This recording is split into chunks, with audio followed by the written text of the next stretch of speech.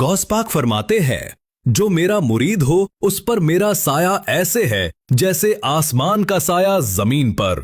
और फरमाते हैं, जो मेरा मुरीद है उसको मरने नहीं देता उस वक्त तक जब तक वो तौबा करके अपने गुनाहों से पाक नहीं हो जाता। फरमाते हैं, जो मेरा मुरीद है, कादरी सिलसिले में जो मुरीद है, कादरी अपने नसीब पर नाज करो। मुबारकबाद दे दूं के कादरी हों, अपने नसीब पे नाज करो। गौस पाक फरमाते हैं, जो मेरा मुरीद है कादरी है, अगर उसको ठोकर लगती है तो मैं हाथ थाम लेता हूं, गिरने से बचा लेता हूं। हाय हाय, मैंने कहा अगर ठोकर लगने पे मुर्शिद हाथ थाम है तो फिर रोज रोज ठोकर लगा करें ताकि यार हाथ थामा करें और गिरने से बचाया करें। अल्लाहू अकबर। गौस पाक फरमाते हैं, मेरा मुरीद मशरिक में हो, मैं मगरिब में रहूं, और अगर उसका सतर खुल जाए तो मैं उसकी सतर पोशी कर दिया करता हूं। फरमाते, जो मुझसे सच्चे दिल से मोहब्बत करे उसकी इज्जत मेरी इज्जत हो जाती है, मैं उसको कभी जलील होने नहीं देता। फरमाया, उसके दुश्मनों को मैं हलाक करता हूं। मेरे मुरीद अपने दुश्मनों से डरा मत करके, तेरा पीर अब्दुल कादिर जिलानी बदला लेने वाला और कत्ल करने वाला है।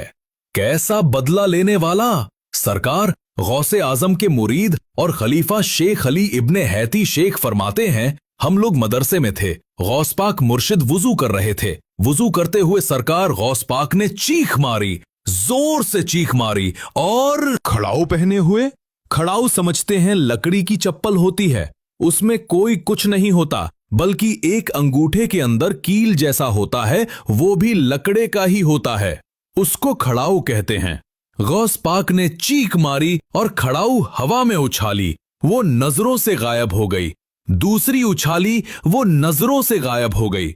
हम लोग देखते रहे, आपने चीख मारी, खड़ाऊ उछाल दी। किसकी हिम्मत थी कि पूछता? वो लोग बड़े अदब वाले लोग थे, आजकल के लोग जैसे नहीं थे।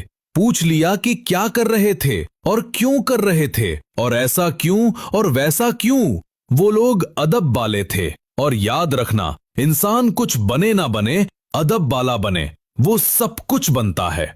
बहरहाल, मगर वो कहते हैं कि हमने वो दिन और तारीख याद रखा। 3 दिन के बाद ठीक एक काफिला आया, उनके हाथ में वो खड़ाऊ थी। हमने सोचा ये इनके हाथ में कैसे मुर्शिद की खड़ाऊ है।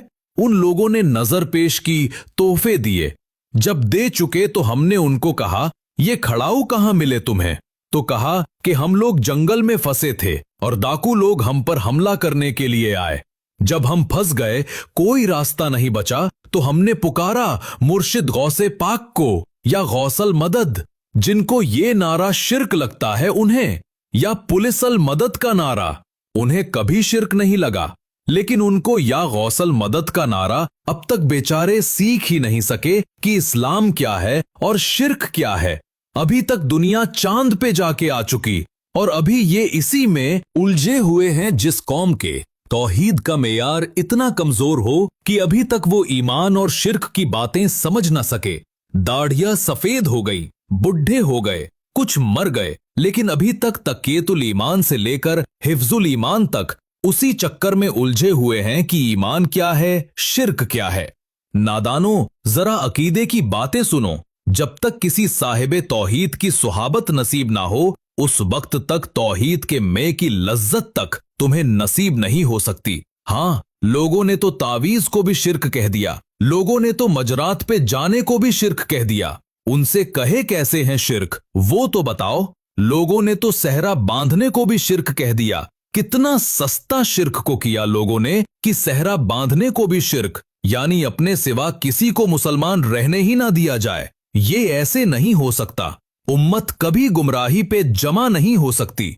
और सुन लो, या गौस का नारा मैं और आप नहीं लगा रहे सिर्फ, बल्कि जिस गरीब नवाज ने 90 लाख को ईमान की दौलत अता की, वो भी जब गौसियत माप में मुंह खोलते हैं, जबान खोलते हैं, कलम उठाते हैं, तो या गौस कहकर उठाते हैं। उनकी तरफ जो कलाम मंसूब है फारसी का, उसमें उन्होंने लिखा या गौसे मुअज्जम नूरे खुदा, वो भी या गौस करके बात करते हैं। या गौस मुअज्जम नूरे खुदा मुख्तारे नबी, मुख्तारे खुदा सुल्ताने 2 आलम, कुतबे उला हेरा दो जलाल अरसों समा।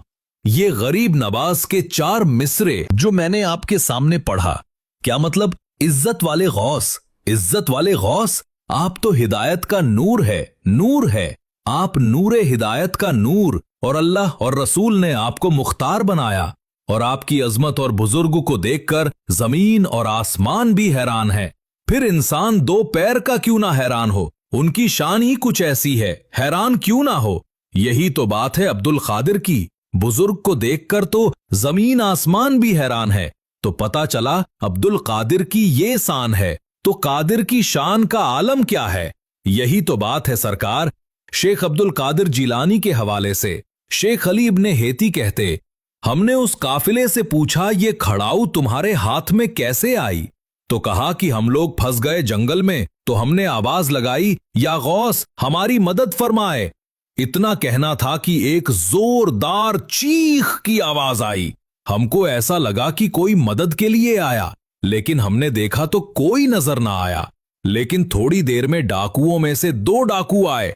कहा भाई हमें माफ कर दो और तुम अपना सामान वापस ले लो। तो हमने पूछा क्यों वापस कर रहे, थोड़ी देर पहले लूटमार कर रहे थे।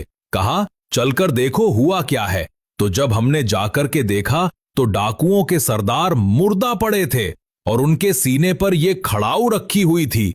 हमने पूछा ये क्या? तो कहा ये खड़ाऊ आसमान की तरफ से आई, ऊपर से आई, और इनके सर पे ऐसी टपा टप पड़ी कि उनको मार डाला। अल्लाहू अकबर।